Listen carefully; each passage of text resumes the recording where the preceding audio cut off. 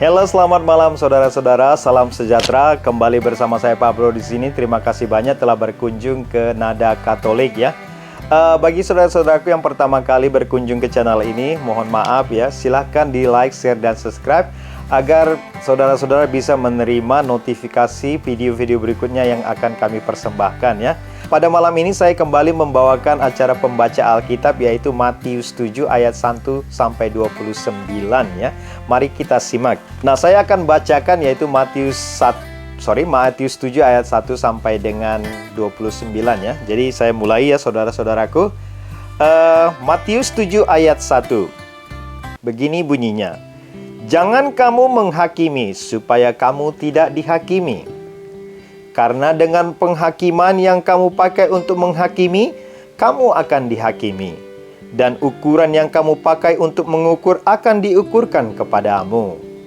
Dan di ayat ketiga, mengapakah engkau melihat selumbar di mata saudaramu, sedangkan balok di dalam matamu tidak engkau ketahui? Ya. Itulah saudara-saudaraku, ayat 1 sampai ketiga. Saya lanjutkan ke ayat 4 sampai ayat ke-6 ya saudara-saudara. Bagaimanakah engkau dapat berkata kepada saudaramu, biarlah aku mengeluarkan selumbar itu dari matamu, padahal ada balok di dalam matamu. Ya, kadang ini kita kita temukan di dalam kehidupan sehari-hari ya. Banyak orang yang bisa mengevaluasi orang-orang, tetapi dia lupa mengevaluasi diri sendiri ya. Apalagi di zaman sosial media ini ya. Semua orang saling menghujat. Bukan semua orang sih. Banyak orang saling menghujat dan lupa mengintrospeksi diri. Jadi luar biasa memang dunia sosial media ini. Hati-hati ya. Nah, di ayat kelima saya bacakan saudara-saudaraku.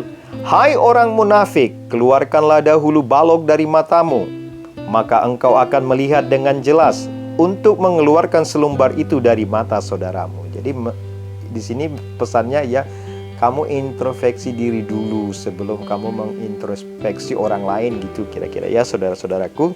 Dan di ayat ke-6, jangan kamu memberikan barang yang kudus kepada anjing, dan jangan kamu melemparkan mutiara kepada babi ya. Supaya jangan diinjak-injaknya dengan kakinya, lalu berbalik mengoyak kamu. Ya, ini cukup jelas ya pesannya saudara-saudaraku dan mudah dimengerti.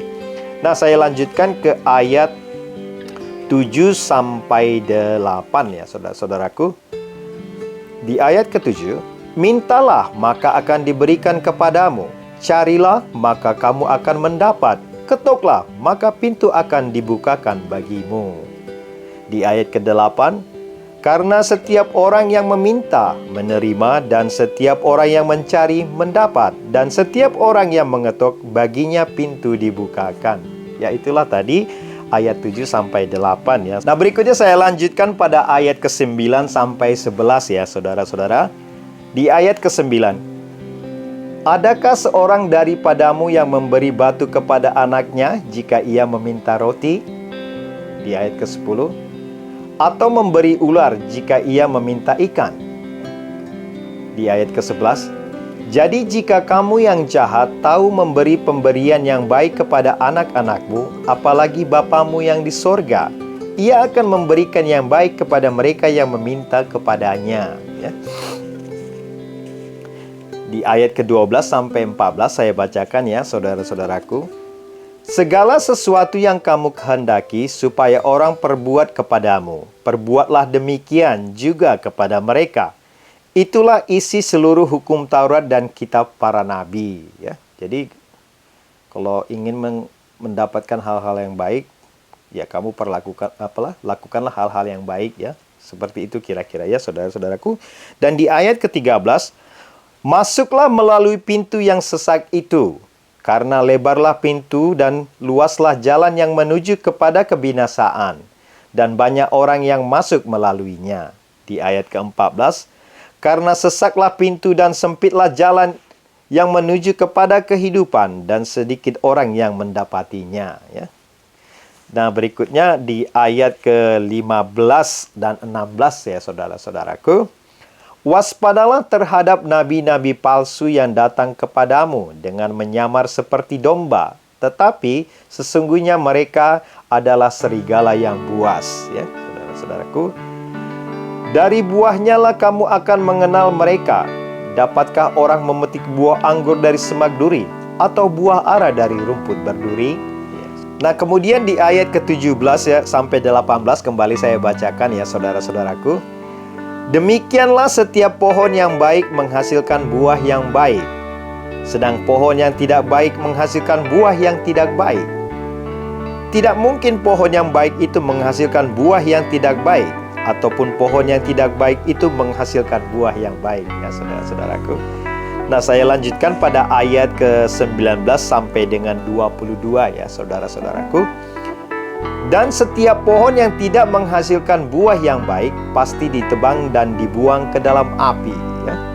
Jadi dari buahnya lah kamu mengenal mereka.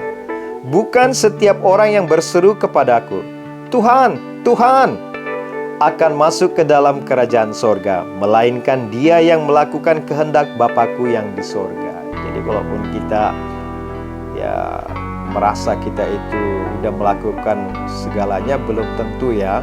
Jadi sini pesannya, dia yang melakukan kehendak Bapakku yang di sorga, ya. Jadi ini perlu diperhatikan kepada kita semua ya sebagai umat Kristen. Dan di ayat ke-22, pada hari terakhir banyak orang akan berseru kepadaku, Tuhan, Tuhan, bukankah kami bernubuat demi namamu, dan mengusir setan demi namamu, dan mengadakan banyak mukjizat demi namamu juga? Ya, jadi pada hari terakhir itu akan banyak orang seperti ini ya. Mungkin saya salah satunya. Nah, berikutnya yaitu ayat 23 sampai 25 ya saudara-saudaraku, saya bacakan. Pada waktu itulah aku akan berterus terang kepada mereka dan berkata, Aku tidak pernah mengenal kamu, enyahlah daripadaku, kamu sekalian pembuat kejahatan. Ya. Setiap orang yang mendengar perkataanku ini dan melakukannya, ia sama dengan orang yang bijaksana, yang mendirikan rumahnya di atas batu. Kemudian turunlah hujan dan datanglah banjir, lalu angin melanda rumah itu, tetapi rumah itu tidak rubuh, sebab didirikan di atas batu. Ya. Nah, berikutnya ya saudara-saudaraku, di ayat ke-26 sampai 29 akan saya bacakan ya. Tetapi setiap orang yang mendengar perkataanku ini dan tidak melakukannya, ia sama dengan orang yang bodoh, yang mendirikan rumahnya di atas pasir. Kemudian turunlah hujan dan datanglah banjir, lalu angin melanda rumah itu, sehingga rubuhlah rumah itu, dan hebatlah kerusakannya. Ya. Dan di ayat ke-28, dan setelah Yesus mengakhiri perkataan ini, takjublah orang banyak itu mendengar pengajarannya. Dan di ayat terakhir, di ayat ke-29, sebab ia mengajar mereka sebagai orang yang berkuasa, tidak seperti ahli-ahli Taurat mereka. Ya. Jadi itulah tadi saudara-saudaraku Matius 7 ayat 1 sampai 29 ya. Kembali pada hari ini saya membacakan firman Tuhan.